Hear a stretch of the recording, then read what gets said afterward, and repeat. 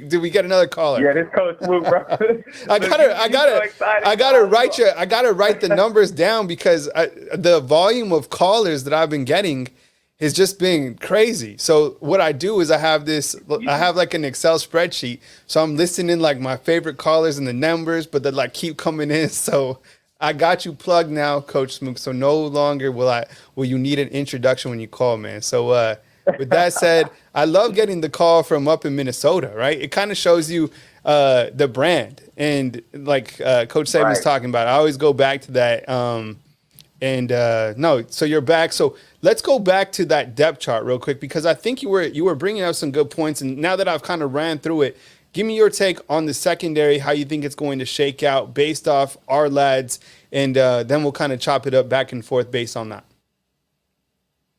Okay, and I think our lads has they're kind of hinting something based off of the alignment in the secondary from this last scrimmage, and I me honestly, to me, and we talked about it last night. This just tells me that we might have struck gold in the transfer portal to the point where you have a guy like Terry and Arnold who came to Alabama as a safety. He strictly played safety in high school. He played some drop down safety cover corner sometimes, that nickel star position, that dime safety, but he was primarily an overtop safety. His range and his ability to get track the ball was something that we saw in him during recruiting that wanted us to go after him and convert him to corner. And honestly, from what I'm hearing and what I was able to see during the first scrimmage, the growth has happened. The same type of growth we saw with Kool-Aid from the end of his freshman year and that explosion he made that sophomore year after week 2, I think we're going to see that type of growth, if not better, from Arnold, which makes him interchangeable with a guy like Amos.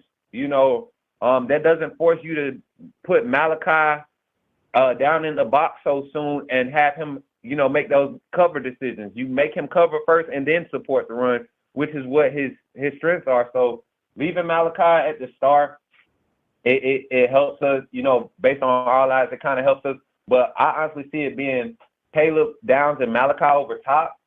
You talking about your base nickel group. I see Caleb and Malachi being over top, with Jalen Key being your first safety off the bench, meaning that first DB, anytime Malachi has to go in the box, and we don't have the personnel for the I guess you could say like the heavy quarter set when you got the linebackers with your 2D linemen. I think Malachi walks down and you have Key over top because that guy has some crazy range at the free safety position. And a lot of people, they're going to look at, the level of football he played before coming to Alabama. But I don't think y'all understand that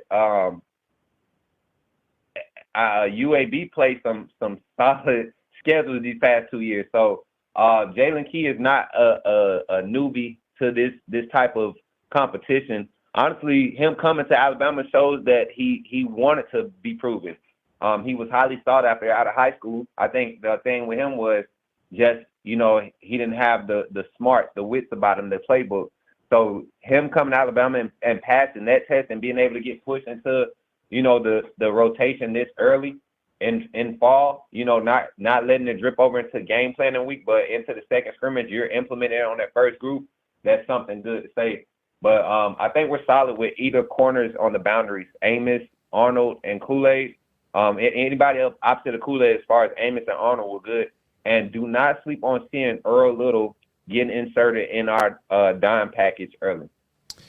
On the line with Coach Smook, we have a 919 inside the call queue. We'll get to you in just a second. Hang tight on the line with Coach Smook as we're breaking down Alabama's defensive depth chart. Kyle Henderson of Bama Football on YouTube. Definitely hit the thumbs up, like, subscribe. I appreciate you guys coming in from wherever you're coming in from. We got calls from Minnesota, from New Jersey, from VA. I mean, that just shows you the strength of the Alabama Crimson Tide football brand. Online today. So hit the thumbs up, like, subscribe. I appreciate all the continued support. We're talking about the Alabama defensive depth chart right now. And one of the things that I do like about this setup with our lads, and look, the Coach Saban doesn't like depth charts. We're not even supposed to talk about the depth charts, right? Like he gets so pissed off. So two guys that I like still, Devontae Smith, right? I think the stock is still trending upward. Earl Little, as you said, thanks for mentioning him, Coach.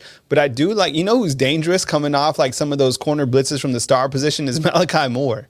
Like he's a great open field tackler and he likes contact, right? So, and I do like him at that spot. Now I know during A-Day he swapped to that safety spot because just Alabama didn't feel, from a depth area that, they needed to move him back. That's how versatile of a player he is. But you bring up such a great point. I actually wrote it down that Alabama probably did strike gold in the transfer portal with Jalen Key and Trey Amos, right? Like bringing those two guys in. And usually that's why I'm saying like the transfers that Alabama brings in, those guys get on the field absolutely.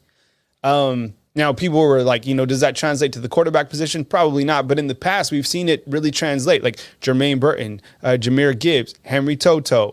You guys can list all the transfers that came in and did start. Now, it's a higher percentage of guys that do come in and start right away for transfers than not. High Power TV is asking about Jake Pope. Jake Pope's probably there. What do you think about Jake Pope, Coach? Jake Pope, he's going to shine on special teams this year. It's just the secondary is so deep. Yeah. And he's in a perfect position as a redshirt freshman. He got his red shirt last year. He's still basically on the field as a freshman this year. I'll tell you this, Jake Pope is ahead of Christian Story. Christian Story, I don't know if it's the injury that kept him from getting over the hump and getting on the field, the mental part of recovering from the ACL injury. But Jake Pope is ahead of Christian Story when it comes to, you're talking about guys off the bench if somebody goes down. Jake Pope is ahead of Christian Story. And Jake Pope, the only thing literally keeping Jake Pope off the field right now is the fact he has so much experience in front of him. Because if we didn't strike gold with Jalen Key, Trey Amos, not Devontae Smith, if Caleb Downs wasn't a true freshman that came in and just had it all, Jake Pope is the first guy you're looking at the strong safety. You get what I'm saying? He's in that competition with Devontae Smith to start at strong safety. And we don't hear a lot of talk about his twin over there, but Brayson Hubbard is making noise too. The guy's a physical specimen. I don't think people realize how big those boys are. And Brayson Hubbard is a world-class sprinter too. He's a world-class sprinter. So don't be surprised if Jake Pope is inserted on kick return or punt return. I'm hearing some things about this guy, just how special he is, because he played both sides of the ball in high school.